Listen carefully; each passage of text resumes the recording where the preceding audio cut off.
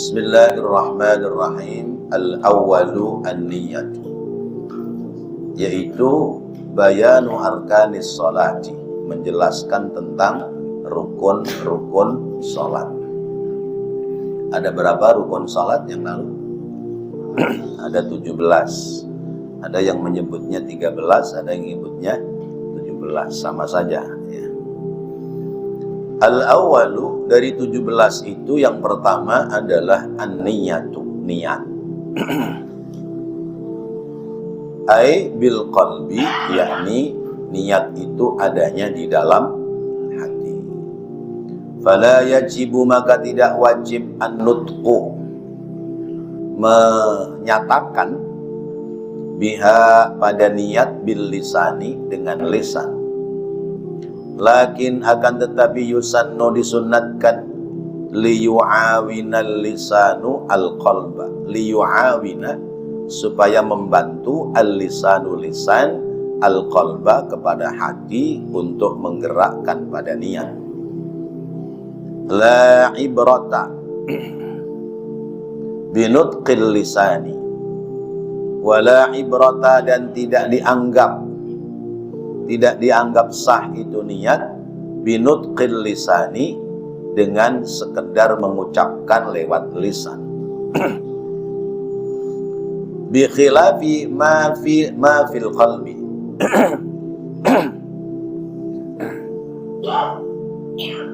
mengucapkan dengan lisan, bi khilafi, dengan berbeda, ma fil qalbi, apa-apa yang ada dalam hati.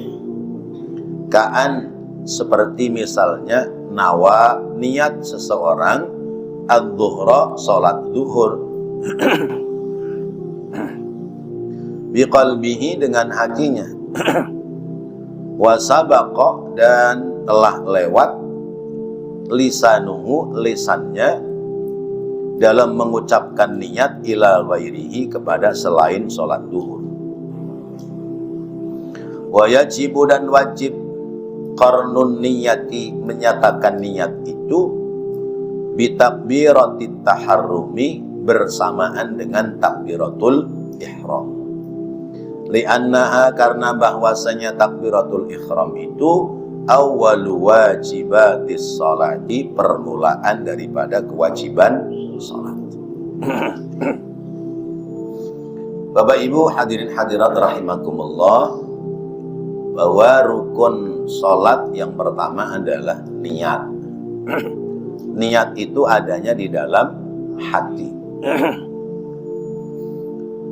Nah, niat itu menjadi kesempurnaan. Sebab sabda Nabi, innamal a'malu binniyat, sesungguhnya amal perbuatan itu tergantung kepada niat. Nah, kapan niat itu dikerjakan? Yaitu qasdus syai'i muqtaronan bi fi'li, menyengaja sesuatu yang dibarengkan dengan permulaan perbuatan. Itu namanya niat. Kapan mulai sholat? Saat takbiratul ihram. Maka niat itu adanya di dalam hati, hatinya mengucapkan aku niat sholat dan seterusnya, lisannya mengucapkan kalimat Allahu Akbar. Itulah niat. Lah itu pada baca usolli, apa itu usolli? Ya. Usolli kan aku niat sholat. Fardhul maghribi, sholat maghrib yang fardu. Ya. Mustaqbilal qiblati, dengan menghadap ke arah kiblat. Ya. Salasa raka'atin, jumlahnya 3 rakaat. Makmuman, sebagai makmum, lillahi ta'ala, karena Allah ta'ala. Itu namanya talaffuzun niat, melafalkan niat. Ya, jadi melafalkan niat usolli.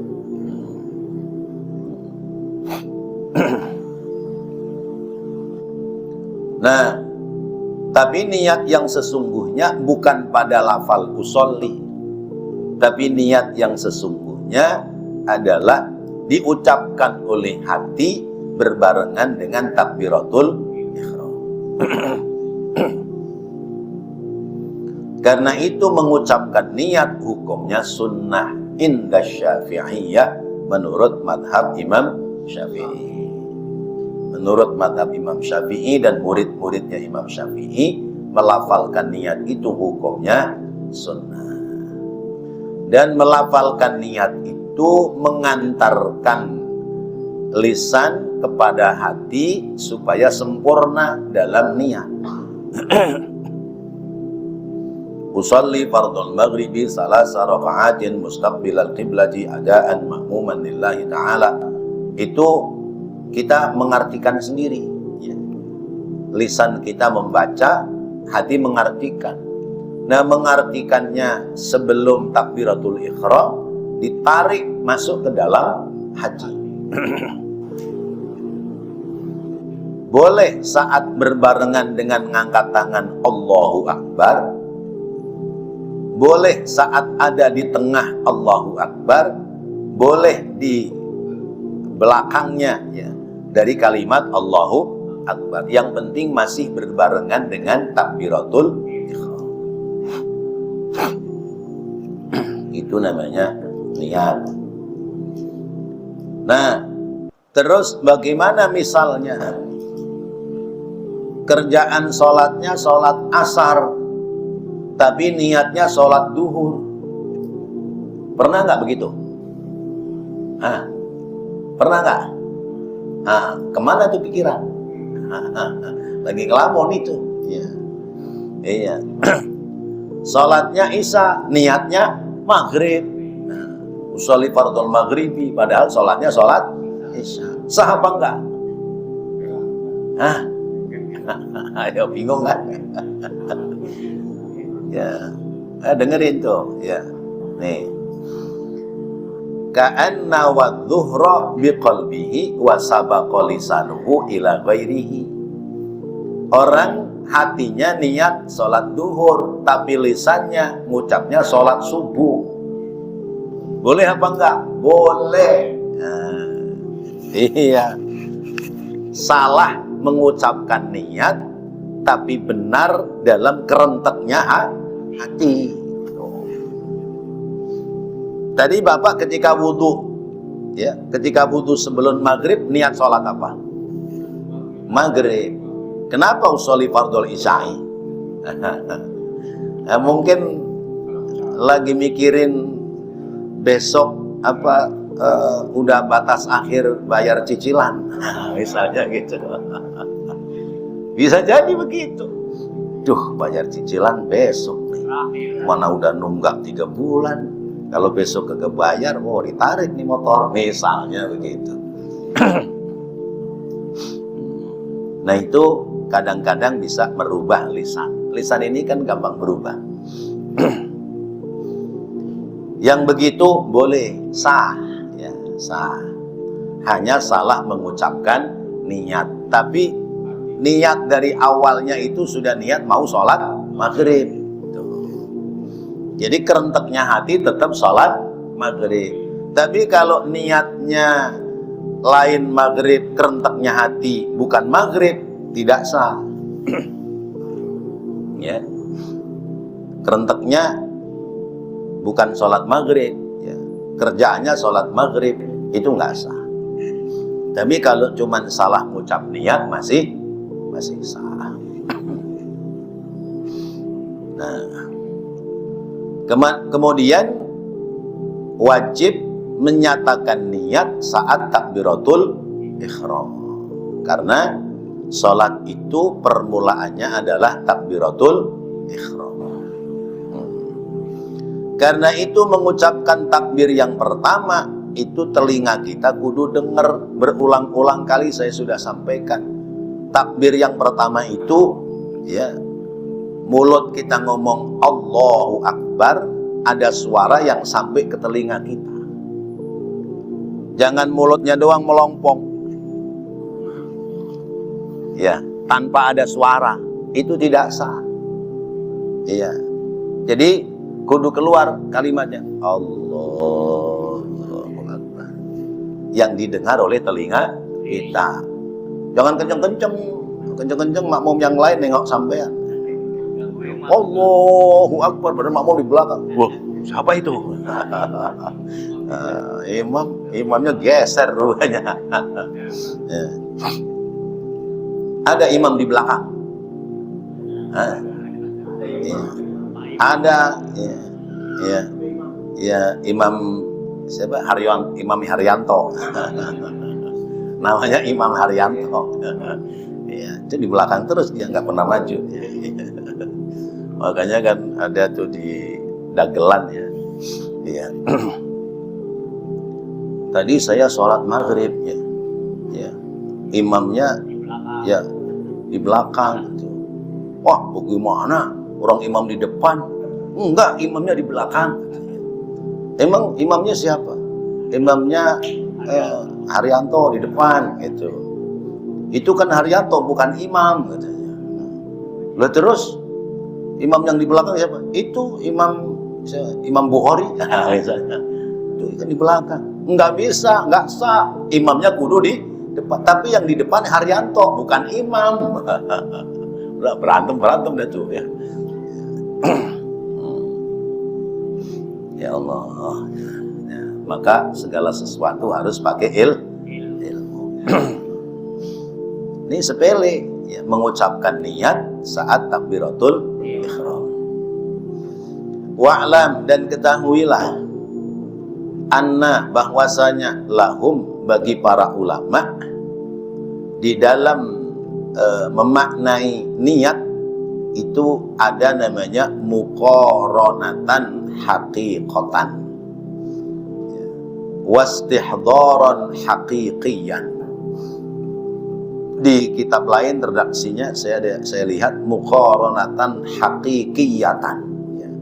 Muqaranah yang hakiki, wastihdharan haqiqiyan, dan istihdhar hakiki, wa muqaranatan urfiyatan wastihdharan urfiyatan ijmaliyaini.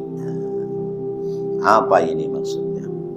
Muqaranah hakiki, muqaranah itu berarti terpisah ya. Wastihdharan hakikiyan itu berarti hadir secara hakiki. Wa muqaranatan urfiyatan itu pisah secara uruf pada umumnya. Wastihdharan urfiyan itu istihdhar hadir secara umum, ijmaliyah. Wal muqaranatul haqiqiyatu, dan muqaranah hakiki ba'dal istihdharil hakiki, sesudah istihdharul hakiki. Wal urfiyatu ba'dal urfiyyi, dan urfiyah sesudah urfiyyi. Fal istihdharu, nah ini diterangkan, maka adapun yang namanya istihdhar itu hadir secara hakiki, istihdharul hakikiyyu ayyastahdira, hendaknya menghadirkan orang yang sholat itu fi dhihnihi, di dalam hatinya, dzatas sholati, keadaan sholat secara utuh. Jadi dari awal niat, dari awal takbiratul ihram sampai selesai salam, di situ ada nafas niat yang panjang, tidak rusak niatnya, tidak berubah niatnya. Itu namanya istihdharun niyat fil qalbi dzatus salat.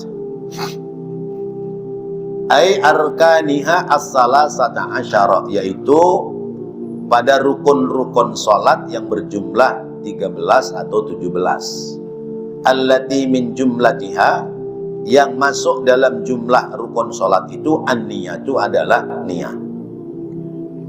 Wa ma, dan apa-apa yajibu, yang wajib, at-ta'arrudu, untuk menerangkan, menjelaskan lahu baginya, bagi si orang salat, fiha, di dalam pekerjaan salatnya, tafsilan secara rinci.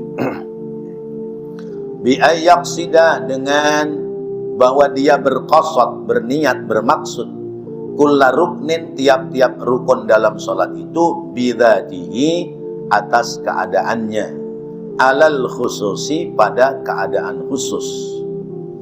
Wa takunu, dan ada hay'atuha, keadaannya itu, amamahu, di depannya, kal arusi, seperti pengantin. Bingung nih kalau nggak dijelasin.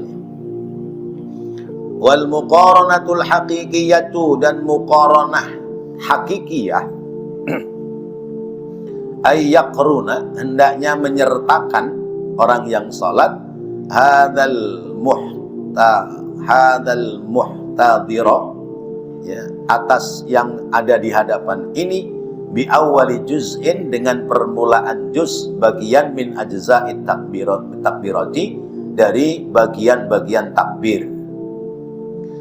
Wa yastajima, dan melanggengkan dzalika, hal itu, ila akhiriha, sampai pada akhirnya salat.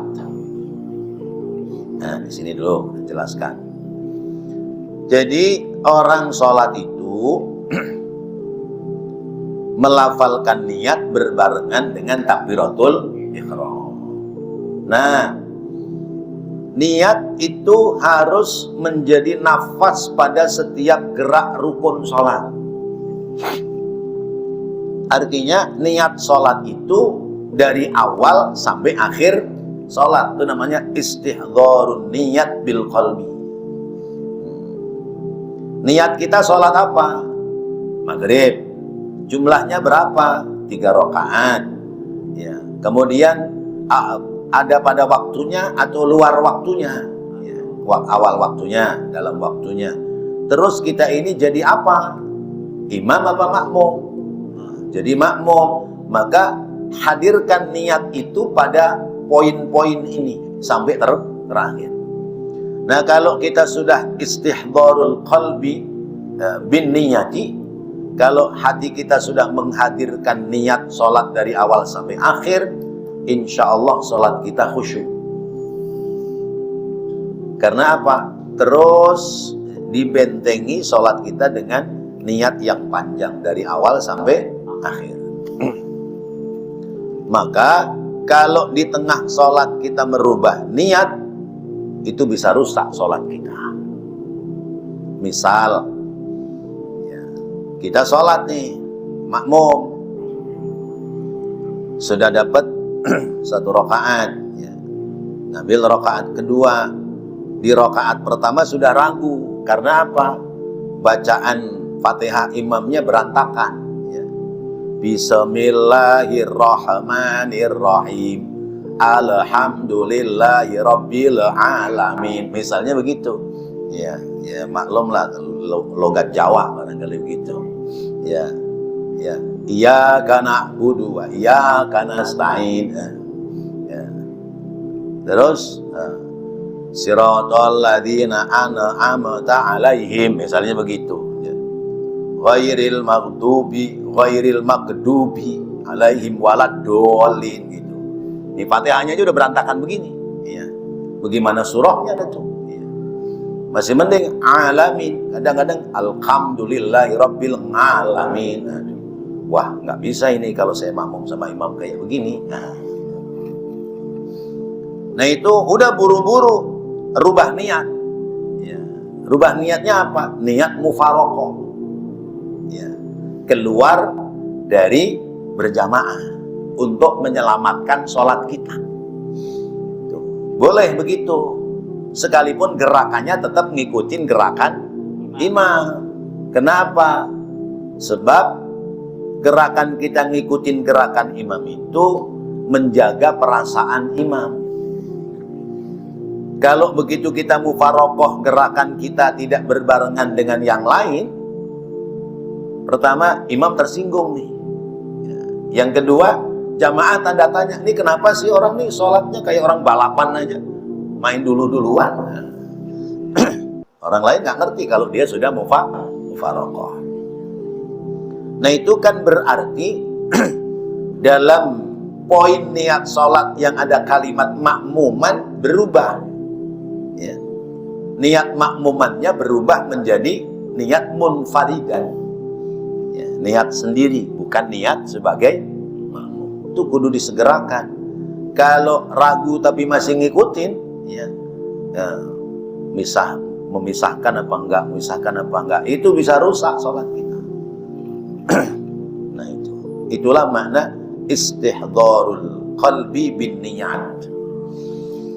Jadi sholat kita dari awal sampai akhir itu dilapisi oleh niat yang panjang sampai pada akhir sholat.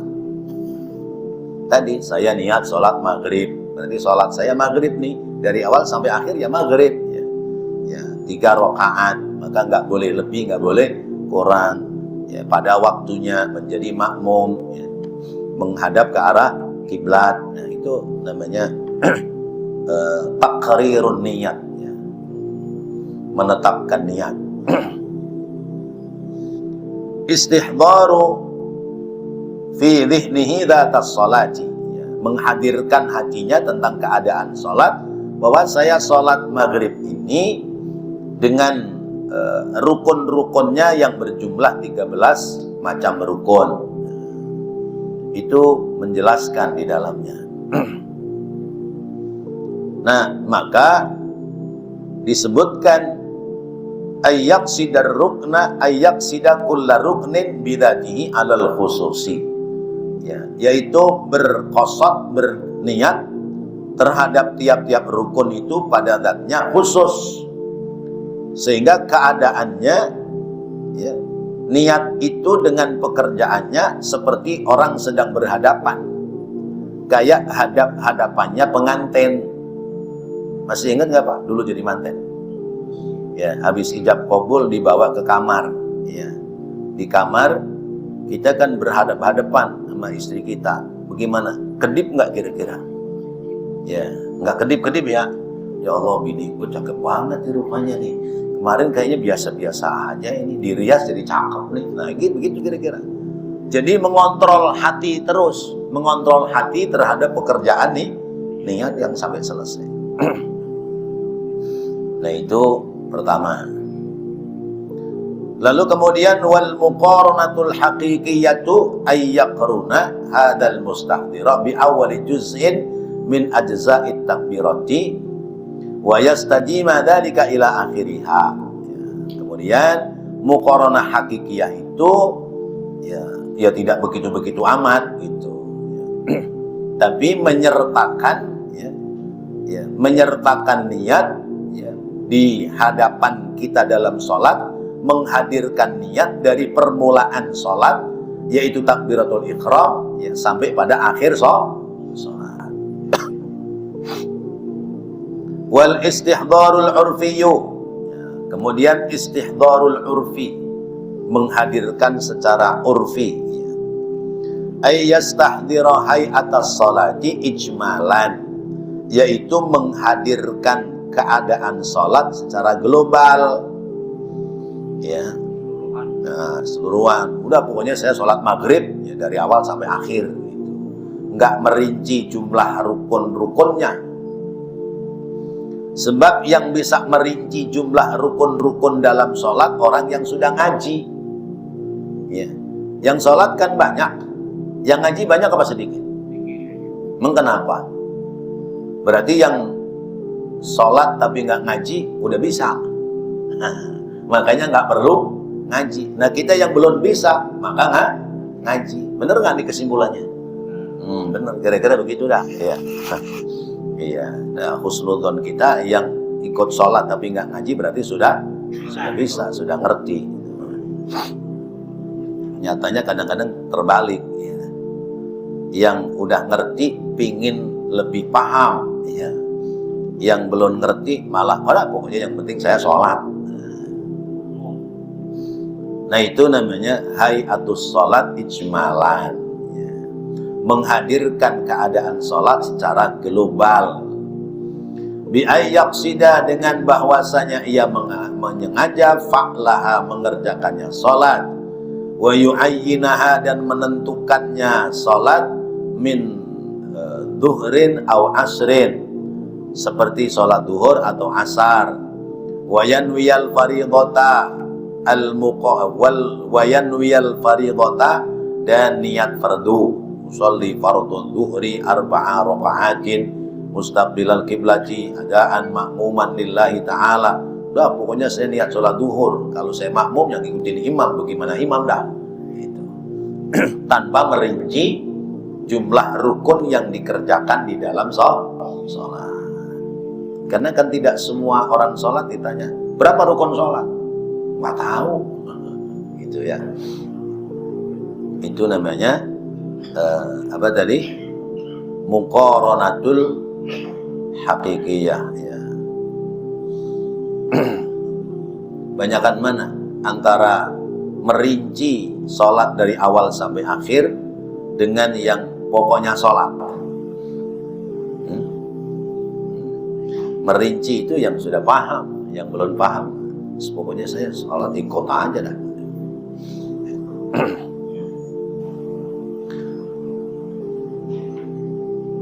Wayanwi mana tadi? Wayanwiyal fardhata. Tadi niat fardu. Pura saya niat usolli fardhul maghribi, udah titik itu. Wal muqaranatul urfiyatu, makna muqaranatul urfiyah ayyakruna, yaitu menyertakannya orang yang salat hadzal mustahdira, akan ini hadir salat ijmalan secara global pula, bi ayyi juz'in min ajza'it takbirati, dengan seluruh bagian dari bagian-bagian takbiratul ihram. Jadi 3 model ya. Model pertama, orang sholat itu merinci dari awal sampai akhir. Model yang kedua, orang sholat itu pokoknya yang penting niat saya udah bener. Nah, seluruhnya menyerahkan kepada imam. Atau misalnya sholat sendiri, terpenting gerakan-gerakan sholatnya itu sempurna. Lalu yang ketiga, yaitu muqaranatul urfiyah, menyertakan niat ya, pada hadirnya sholat secara umum, tapi bagian per bagian, tidak rinci tentang berapa tadi, 13 daripada rukun sholat. Wakhtaran Nawawi, dan memilih ya, atau berpendapat Imam An-Nawawi fil Majmu'i, dalam kitab Al-Majmu' wa ghairihi, dan selain daripada kitab Al-Majmu', ma ikhtarahu, apa-apa yang telah memilih ya, Imamul Haramaini, yaitu Imam Al-Haramain, wal Ghazali, dan Imam Ghazali, annaha, bahwasanya orang sholat itu takfi, cukup, al-muqaranatul urfiyatu, yaitu muqaranatul urfiyah ya. Ini untuk orang awam.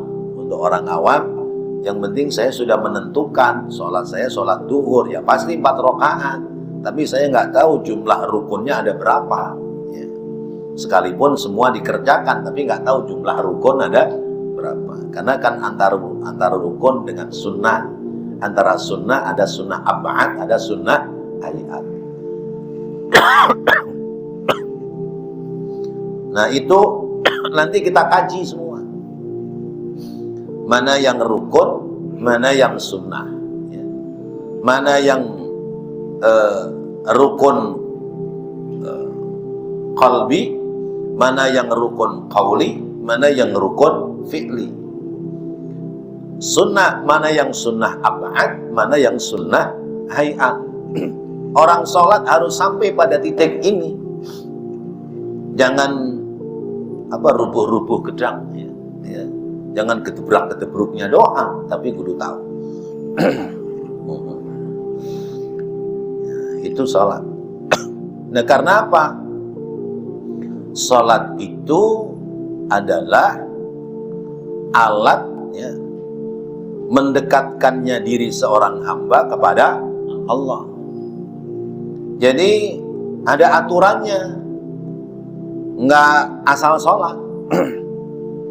Kalau kita misalnya mau menghadap ke Pak Presiden, ada nggak aturannya? Ada, nggak bisa main nyelonong aja, dan bisa digebukin kita ya.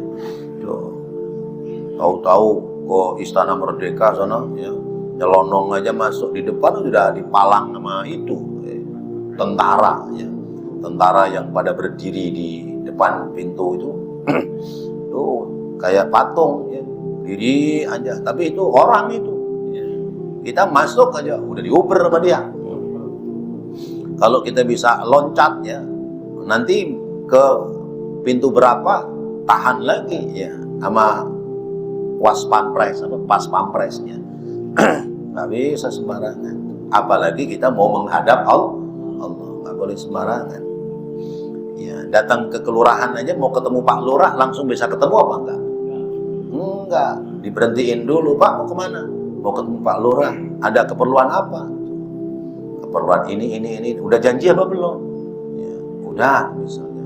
Tapi kenapa Bapak pakainya begitu? Pakai sendal jepit, pakai celana pendek, mau ketemu Pak Lurah, boleh apa enggak? Pulang dulu sana, pulang, ganti pakaian dulu yang rapi, kan begitu. Apalagi kita mau ketemu Allah. Itu. Memilih Imam Nawawi dalam kitab Al-Majmu' dan juga Imam Al-Haramain, juga Imam Al-Ghazali, annaha takfil muqaranatul urfiyatu ay al-ijmaliyatu, yaitu secara global. Karena ini untuk ya, orang-orang awam. Ba'dal istihdaril urfi, sesudah istihdarul urfi, bi ayyaksida bi alla yaksida, dengan bahwa tidak berniat ar-ruku'a ruku' bidatihi pada keadaannya, wal qira'ata dan baca Fatihah bidatihi dengan keadaannya. Jadi pokoknya saya sholat udah ya, sholat duhur 4 rakaat, asar 4 rakaat ya, udah tidak merinci satu-satu. Nanti ada Fatihah, nanti ada ruko, ya, nanti ada bangun dari ruko, nggak begitu. Malah kadang-kadang orang itu sholatnya cepet, ya, sholatnya cepet. Kenapa sih kamu sholat cepet-cepet? Apa jawabannya? Udah hafal, udah lancar, masa masih pelan-pelan aja, gitu. Itu.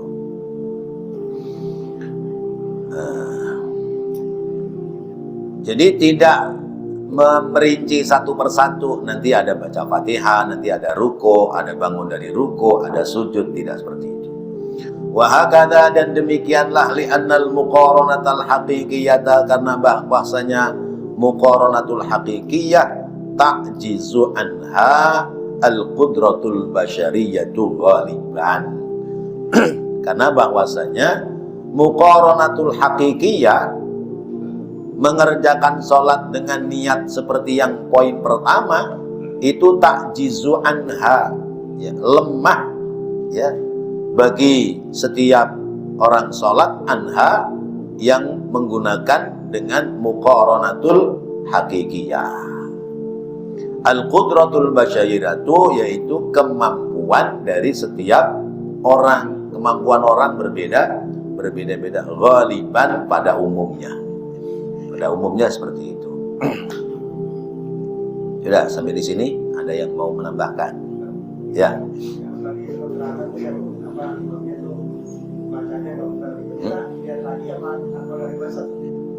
Merubah niat aja. Ya. Jadi ketika kita lihat imam ini rusak dalam sholat, ya, sehingga bisa membatalkan sholatnya karena tadi bacaannya rusak, atau ada pekerjaan lain yang kita tahu itu merusak, maka kita cukup merubah niat. Di hati, saya niat keluar dari berjamaah. Sudah, begitu doang. Ya. Kerjaan sholatnya masih mengikuti, tapi sudah tanggungan kita sendiri, bukan lagi tanggungan imam. Kenapa? Karena imamnya nggak bisa nanggung. Itu loh. Misalnya nih, kadang imam kan buru-buru, nggak nungguin makmum. Ya, imam dalam bacaan sir, baca Fatihah, itu harusnya nungguin makmum sampai selesai baca Fatihah. Tapi kadang-kadang ada imam, dia bacaan sir, yang penting dia udah selesai baca, main ruko, sementara makmum masih iyyaka na'budu wa iyyaka nasta'in, belum rapi. Iya. Nah itu kita nerusin Fatihah apa ngikut ruku? Ngikut ruku. Fatihah kita tinggalin sekalipun belum selesai. Kenapa? Ditanggung oleh imam. Kalau kita menyempurnakan Fatihah, kemudian ruku kita terlambat, imam sudah bangun dari ruku, kita baru ruku, maka batal sholat kita. Tuh begitu. Dan di sini saya lihat masih banyak orang yang menyelesaikan Fatihah sementara imam sudah ruku. Maka saya kadang-kadang sengaja sholatnya di belakang. Ya, pengen tahu nih, udah pada ngaji model sholatnya bagaimana ini? Ya.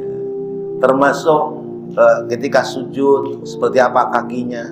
Lu berarti Ustadz nggak nggak khusyuk dong. Ya khusyuk, iya. Tapi kan matanya ngelihat. Iya. Iya. Maka kalau kita jadi imam, tolong kasihani makmum. Baca Fatihah pelan-pelan sampai selesai. Tunggu barang sedikit waktu supaya makmum menyelesaikan Fatihah. Tadi maghrib saya ngimamin, ada yang ketinggalan nggak Fatihah? Enggak kan? Nah, itu mestinya begitu. Ini kadang-kadang begitu. Ya kalau bacaan imamnya bener, bagus. Kalau bacaan imamnya rusak, sementara kita makmum itu yang kurang ditanggung oleh imam, imam nanggungnya nggak bisa, bagaimana kan? Rusak semua.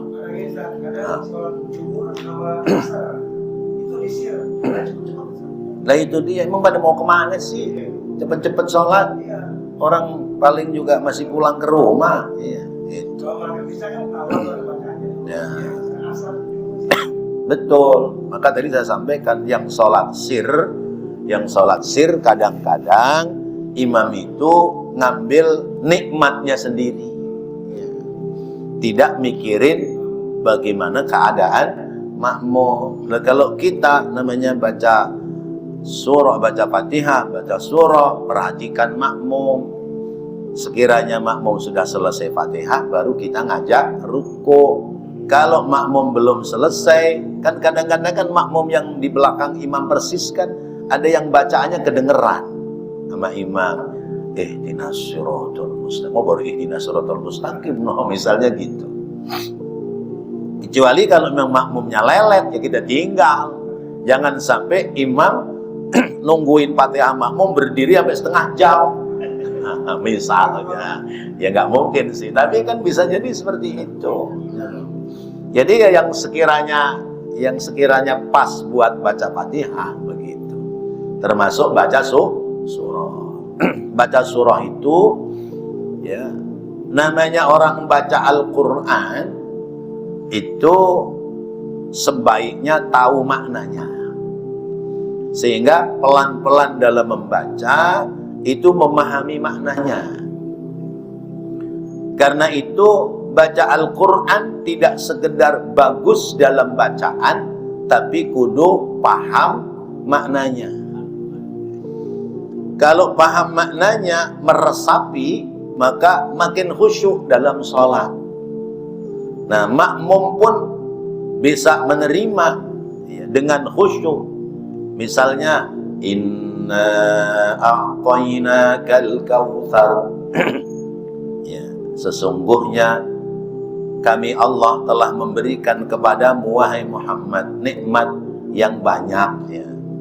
Fasholli li rabbika wanhar, maka sholatlah untuk Tuhanmu, wanhar, dan berkorbanlah. Berkorban bisa makna ibadah korban, bisa makna berkorban untuk kepentingan agama misalnya.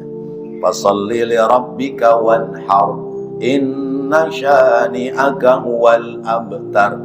Sesungguhnya yang memusuhimu dialah yang putus nilainya di sisi Allah. Khusyuk nggak kira-kira? Khusyuk. Maka di dalam kitab Mau'izatul Mukminin dijelaskan itu kalau orang baca Quran, bacaannya bagus, dibagusin sempurna, tapi tidak tadabbur dari makna, tidak memahami akan maknanya, asal dia hafal, dia baca bagus, itu termasuk orang yang tertipu. Membaguskan bacaan, tidak memahamkan kepada makna. Maka seperti orang yang disuruh nulis surat, ya.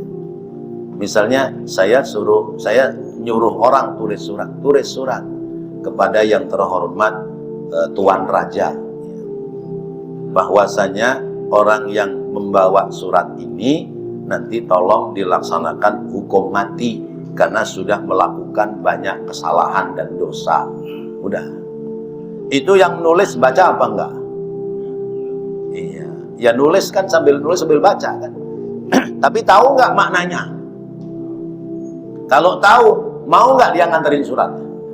Nggak mau. Tapi karena nggak tahu maknanya, dia tulis, dia baca, dia lipat, dia baca berulang-ulang, dia lipat, dia bawa ya kepada raja. Begitu sampai pateni dia.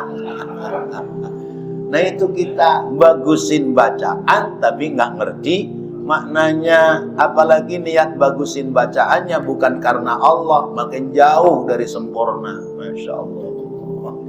Wallahu a'lam bishawab. Dan diterusin lagi dah, insyaallah. Mudah-mudahan menjadi ilmu yang bermanfaat. Rabbana taqabbal minna innaka antas samiul alim wa tub alaina innaka antat tawwabur rahim. Rabbighfir warham wa anta khairur rahimin. Wa sallallahu ala sayyidina Muhammadin wa ala alihi wa sahbihi wa sallam. Walhamdulillahi rabbil alamin. Wassalamu alaikum warahmatullahi wabarakatuh.